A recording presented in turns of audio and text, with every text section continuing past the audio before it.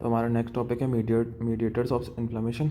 ठीक है, तो मीडिएटर्स क्या होते हैं? Substance that initiate and regulate the inflammatory reaction. तो ऐसे सब्सटेंस जो इनिशिएट और रेगुलेट करें इन्फ्लेमेटरी रिएक्शन को, उसको मीडिएटर्स बोलते हैं। ठीक है, तो ये दो टाइप के हो सकते हैं, एक तो सेल डिराइव्ड,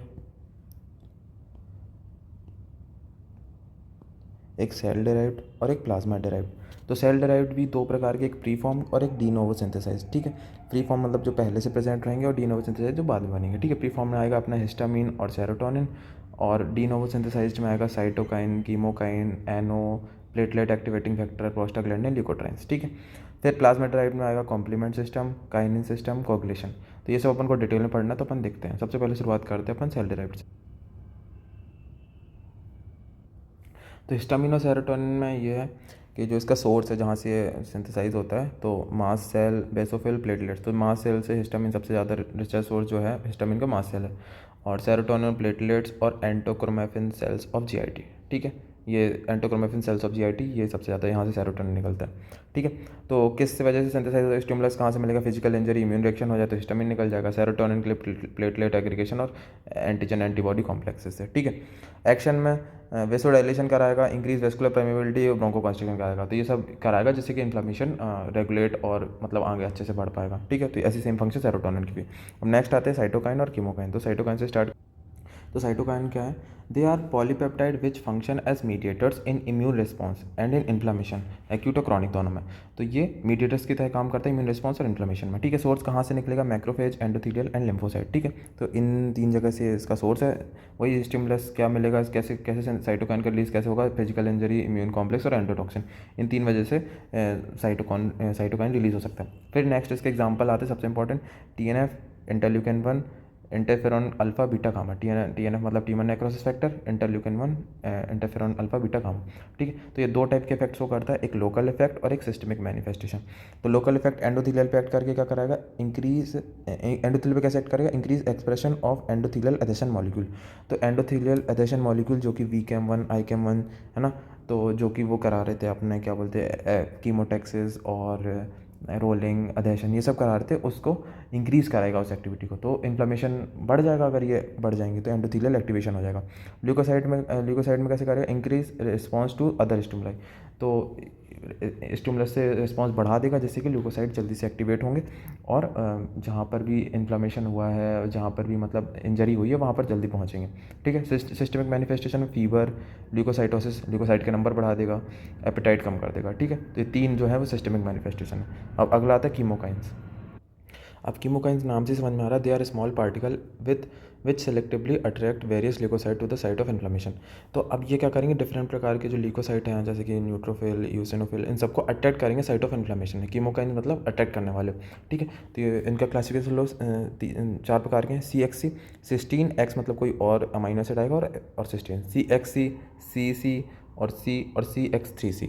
तो ये कितने प्रकार के? चार प्रकार के होगा। ठीक है, फिर ये जो CXC है वो न्यूट्रोफिल को अट्रैक्ट करेगा, CC अपना यूसिनोफिल, मैक्रोफेज, मोनोसाइट को, C जो है लिम्फोसाइट को, CX3C मोनोसाइट और T सेल को। ठीक है, तो मेनली क्या इन चारों के नाम याद रखना, CXC, CC, CX3C कीमोकाइंस। ठीक है, ये न्यूट्रोफिल को अट्रैक्ट करेगा, ये पहला वाला तो याद करना ही है। लिम्फोसाइट को अट्रैक्ट करेगा, याद कर लेना, बाकी मतलब थोड़ा थोड़ा से देख लेना ऊपर ऊपर से।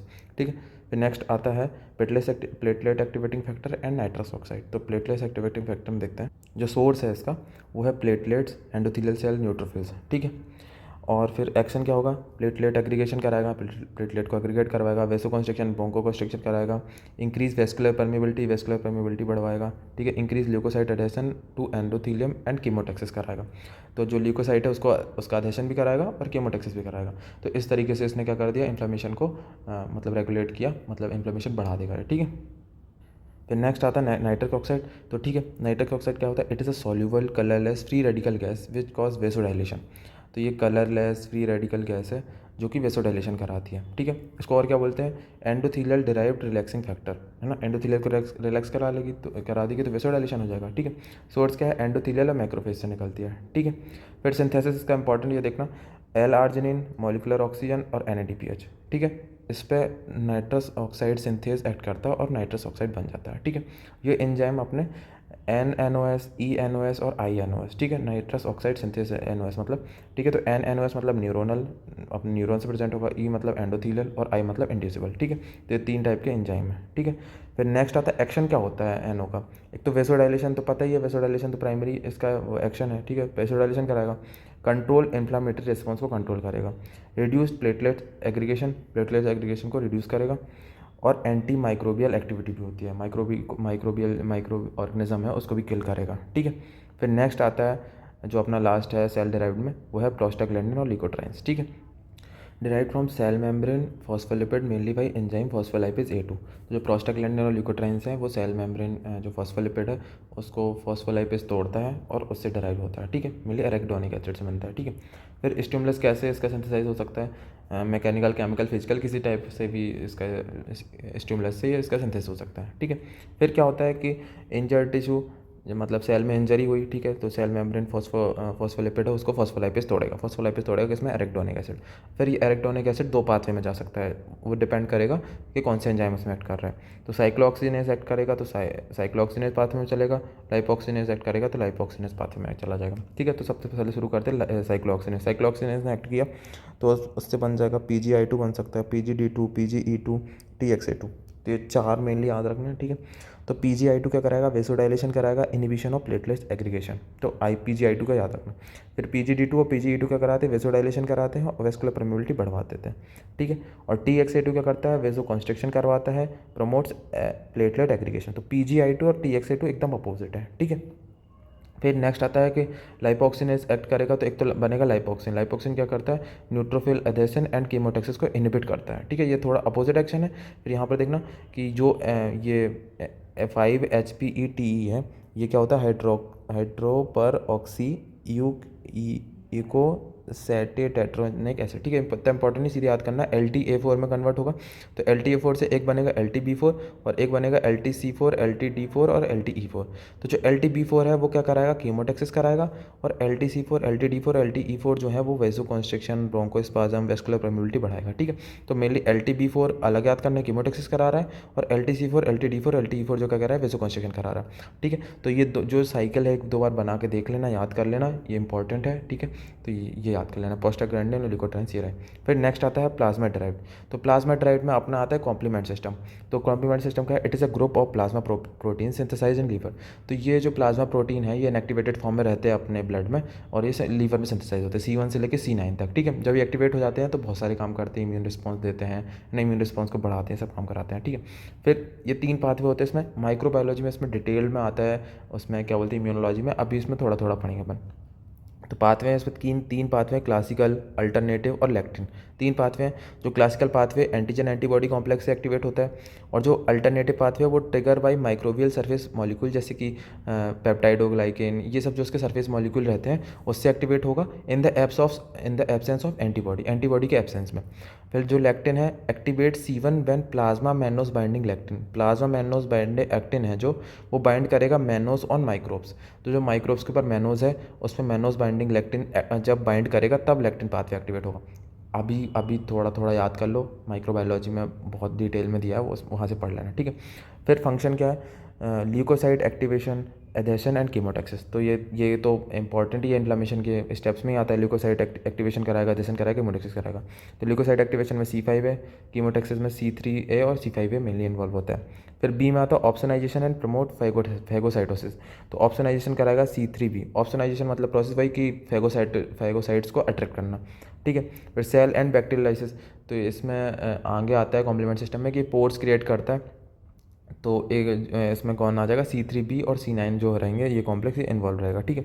फिर इंक्रीज वेस्कुलर परमेबिलिटी को भी बढ़ाता है। तो ये जो 4 फंक्शन है याद कर लेना कॉम्प्लीमेंट सिस्टम के होते हैं, ये ऐसे इम्यून रिस्पॉन्स को मीडिएट करता है, ठीक है। फिर नेक्स्ट आता है कोगुलेशन एंड काइनिन सिस्टम।